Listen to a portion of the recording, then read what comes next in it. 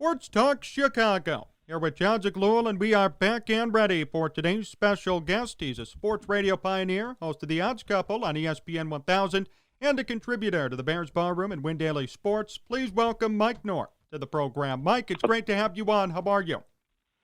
I'm doing great, John. What's going on, my friend? It's great to have you on. I've really missed you, especially with all this Bears stuff that's been going on. What was your reaction to the Andy Dalton signing, first off?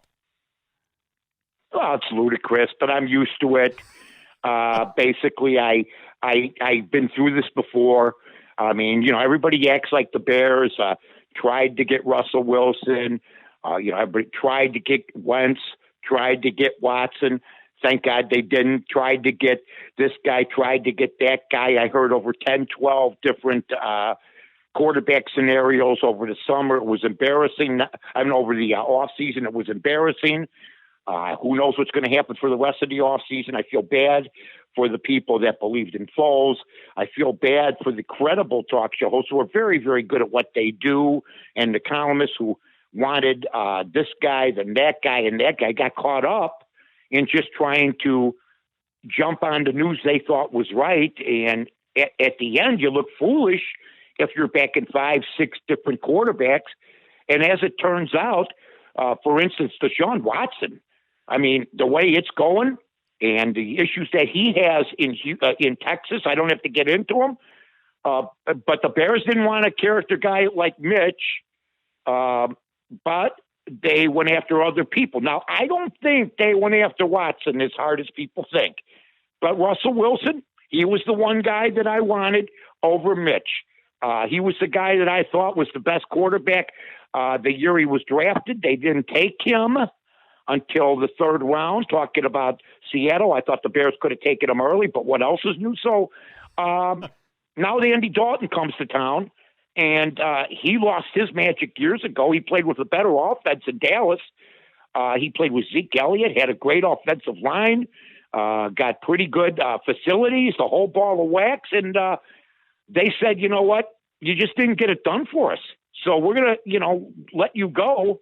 And he goes, man, I'm stuck probably for the rest of my life as a backup. And then all of a sudden the Bears called. He says, boy, when your ears perk up, you have to listen.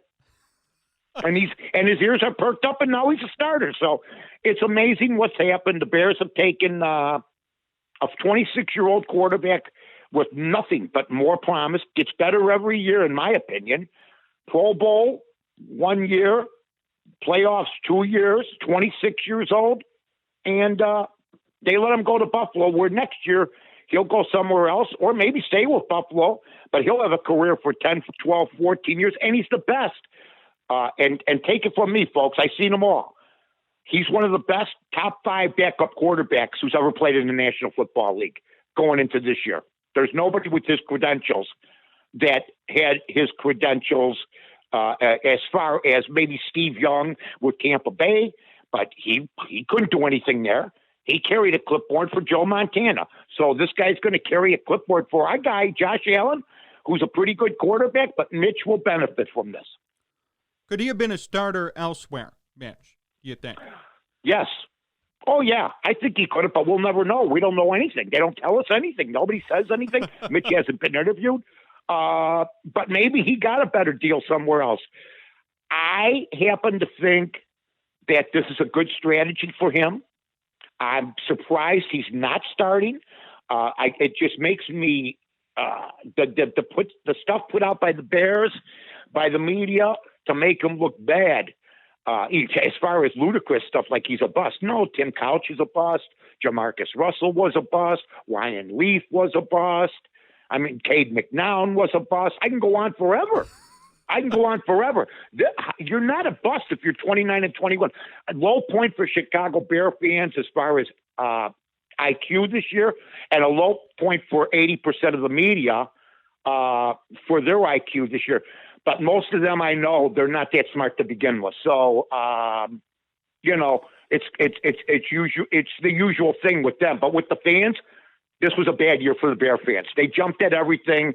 They basically looked like somebody that was perusing the menu and couldn't make a decision for 20 minutes at a restaurant. Why'd the media hate him, Why was there so much animosity towards Mitch Trubisky? I still don't understand it. I think because Nagy and the Bears helped engineer it. You have company men that work for the media. There's no question about that. All you have to do is read certain guys and say, who are they talking about?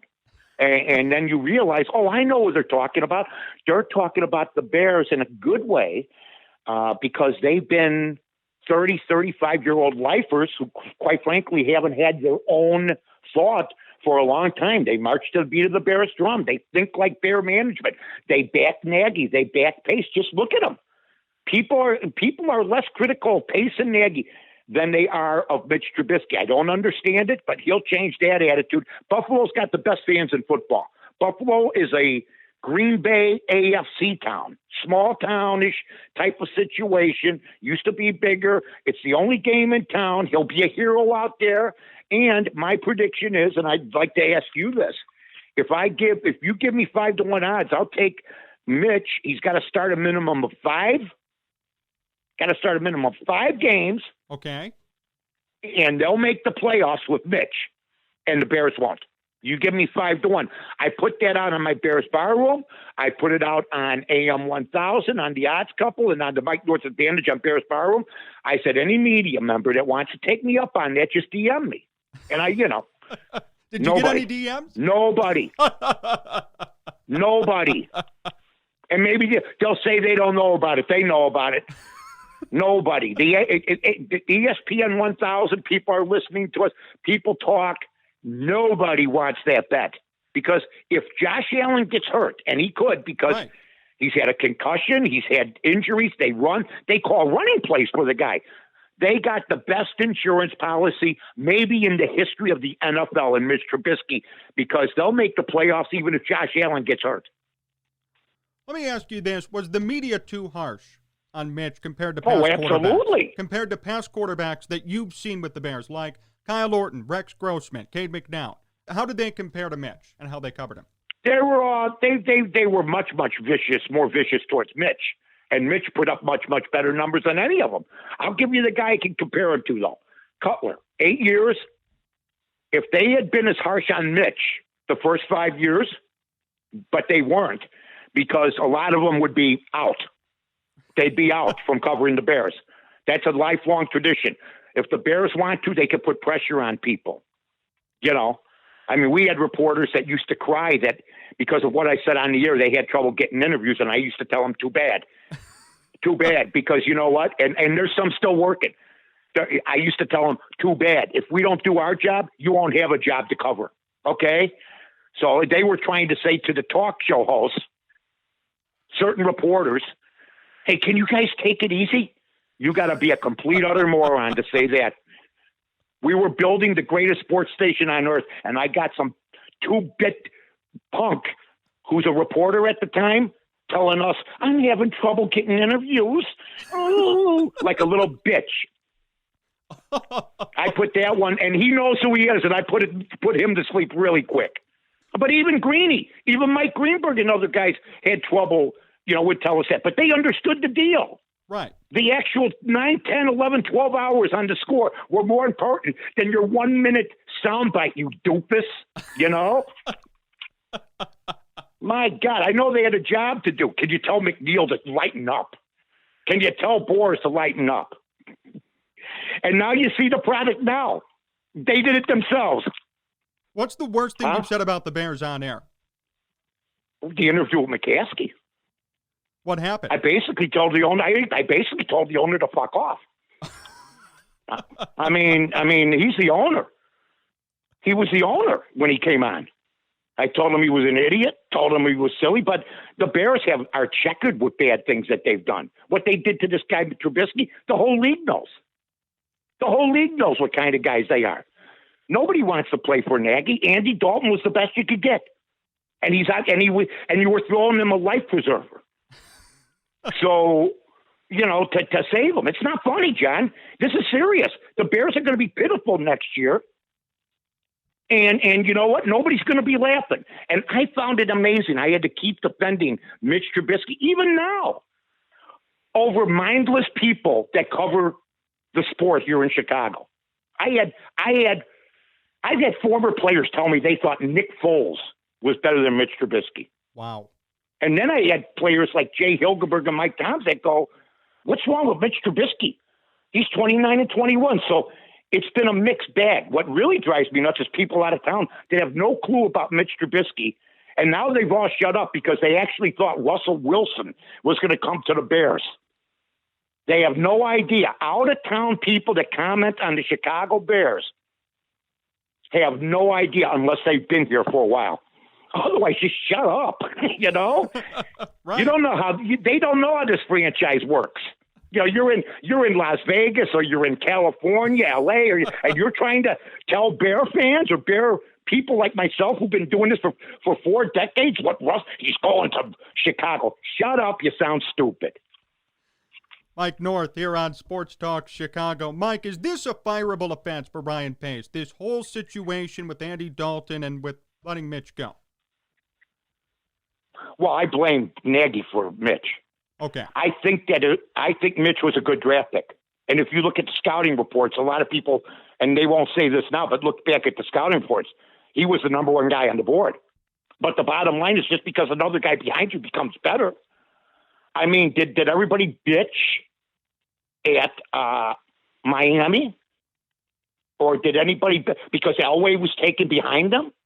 Or Kelly? No, Dan Marino made his own name. Jim Kelly made his own name. They all did their own thing. Bears, they don't want Mitch Trubisky to make his own name. He already made the playoffs 2 of the first 4 years. I mean, Troy Aikman was one and I want to say 15 his first year, or 1 and 13. I don't even know if they played 16. So I think it's good for Mitch because they're playing 17 named games now. What a bunch of hypocrites they are over this. They were talking about CTE and concussions and, oh, poor this guy, poor that guy. How about the suicides? We're playing 17 games. Let's add another game for safety concerns. How pitiful. But they got a brand new TV contract, which they're throwing at them at the risk of the players playing another game. How do you feel about that? You know, I've had Jim McMahon on the program before, and he's told me many a time about his CTE and how it's affected him. Now you've got players who had a lawsuit against the NFL that supposedly has gone away for just more money and more games. Oh, yeah, it's all posturing. It's all posturing. It's a money grab. I mean, if the players were really concerned about safety, they wouldn't be playing 17 games. Right. But it's more money for them, maybe more roster spots. It's all posturing, but the league's a hypocritical group of liars because all we heard is we're not going to add on more games. And then people said, well, how about 18 games? They're saying, oh, well, they wanted 18, so we're compromising. We're only adding another game that will further injure our players. Right. It doesn't make any sense. Mike, let me ask you this. Have you seen a worse GM when it comes to evaluating talent like Ryan Pace? Oh, yeah, because I'll tell you what's going to save him. I blame the quarterback thing on Nagy. I think Nagy made Pace believe because Pace hired him, right, or that Trubisky wasn't the guy. I know you hired him, but he's not the guy. I know you drafted him, but he's not the guy. I got the guy. So he brings Foles in. Now, Foles was supposed to be Andy Dalton. Exactly. See, we got Andy Dalton because Foles didn't work out. If Foles works out, we don't have Andy Dalton. Mitch is out after game 3. His career was probably over because the Bears threw him under the bus and Nagy's just a piece of crap. But Ryan Pace also got got Mack. He got Khalil Mack. He got Roquan Smith. He drafted Eddie Jackson. He drafted. Now, his mistake is throwing money at these guys too soon, at Jackson and a couple of these other guys, because they got the money after 1 year, which was so stupid to give Eddie Jackson, that now he's not as good as Doug Plank was last year. He wasn't. He wasn't good as a lot of Bear safeties. Rosie Taylor, Gary Fensick. The year before, he was as good. But he had a Mark Carrier type of situation. Mark Carrier had 10 interceptions his first year. After that, nothing. Nothing. And so, if anything, he's guilty of jumping the gun, paying these guys, the Bears are, but they wanted to tie him up. They thought they were special. But if you look at his drafts, besides the quarterback spot, which I think Mitch Trubisky is going to be a star in this league. It's a 1-year deal.